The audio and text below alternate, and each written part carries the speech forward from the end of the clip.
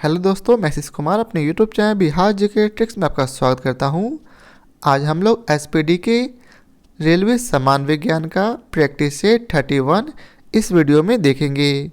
तो यदि आप लोगों ने अब तक हमारा channel Bihar GK tricks subscribe नहीं किया है तो इसे सब्सक्राइब कर लें, साथ ही बेल आइकन को जरूर दबाएं। तो आइए वीडियो को स्टार्ट करते हैं। तो आज का पहला प्रश्न है, ध्वनि की गति धीमी होती है किसमें?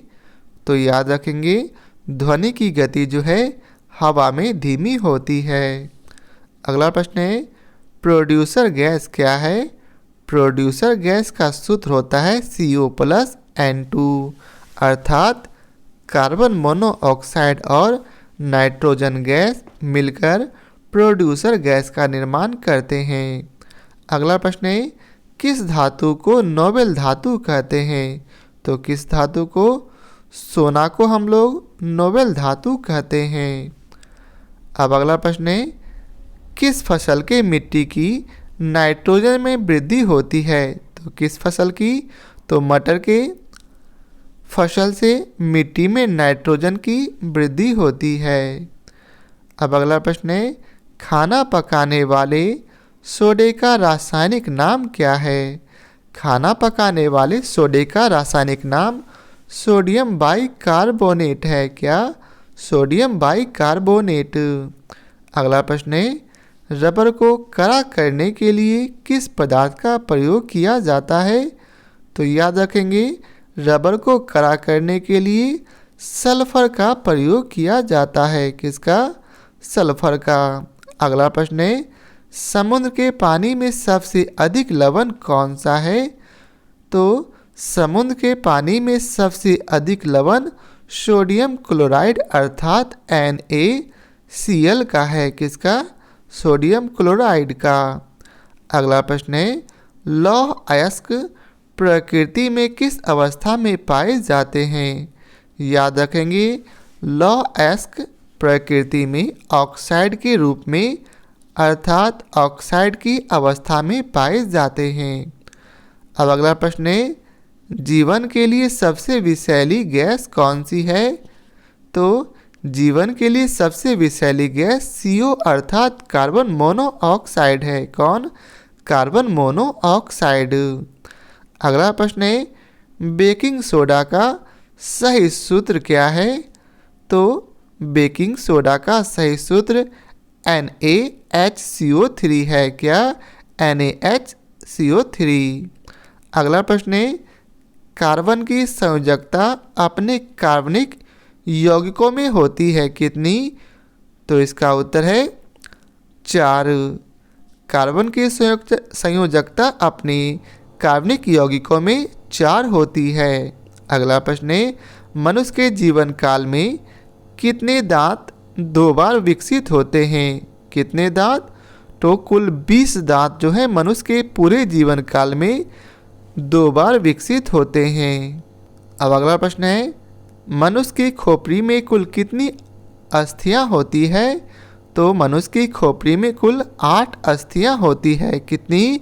8। अगला प्रश्न है, 80% से अधिक सेल में पाए जाने वाला पदार्थ कौन है? याद रखेंगे, 80% से अधिक सेल में पाए जाने वाला पदार्थ जो है जल है। कौन? जल। अगला प्रश्न है, इंसुलिन प्राप्त होता है किससे? इंसुलिन जो है डालिया की जड़ों से प्राप्त होता है। किससे? डालिया की जड़ों से। अगला प्रश्न है, हरगोविंद खुराना को किस आविष्कार के लिए सम्मानित किया गया है? याद रखेंगे, हरगोविंद खुराना को जो है प्रोटीन के संश्लेषण के लिए सम्मानित किया गया है। इसका सही उत्तर होगा जीन के संरक्षण के लिए।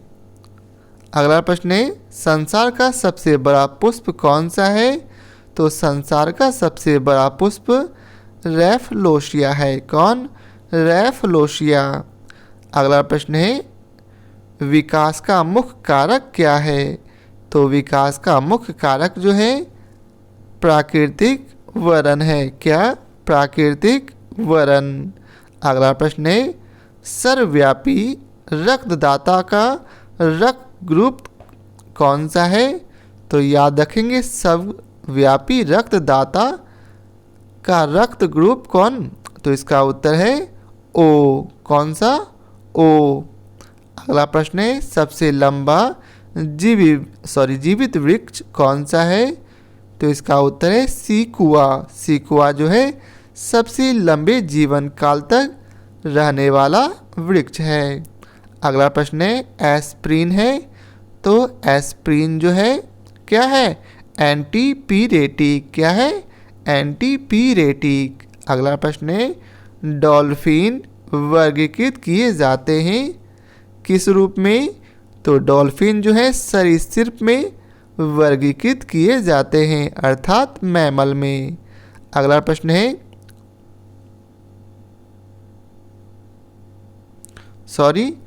डॉल्फिन जो है अस्तनी में वर्गीकृत किए गए हैं, अर्थात मैमल में। अस्तनी का अंग्रेजी क्या होता? मैमल। अगला प्रश्न है, HIV द्वारा होने वाला रोग कौन सा है? तो याद रखेंगे HIV द्वारा होने वाला रोग एड्स है। कौन? एड्स। अगला प्रश्न है, विटामिन सी का रासायनिक नाम क्या है? तो विटामिन सी का रासायनिक नाम एस्कॉर्बिक अम्ल है। क्या?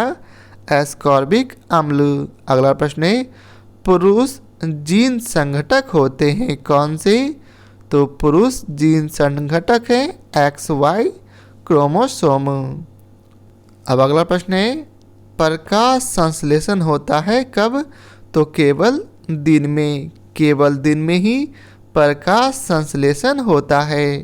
अगला प्रश्न है, जीवन विकास को सर्वप्रथम किसने समझाया था? तो जीवन विकास को सर्वप्रथम लैमार्क ने समझाया था। किसने? लैमार्क ने।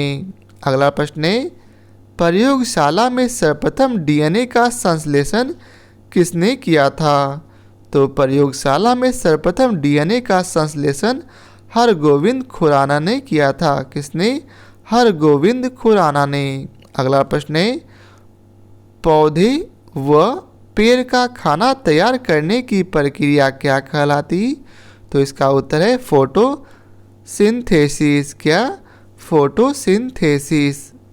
अगला प्रश्न है, इनमें से कौन सा प्राकृतिक रेशा है? तो इनमें से नायलॉन जो है प्राकृतिक रेशा है। अगला प्रश्न है, निम्नलिखित में किसकी कमी से रक्तहीनता होती है? तो किसकी कमी से? तो इसका उत्तर है आयरन की कमी से रक्तहीनता होती है। किसकी कमी से? आयरन की कमी से।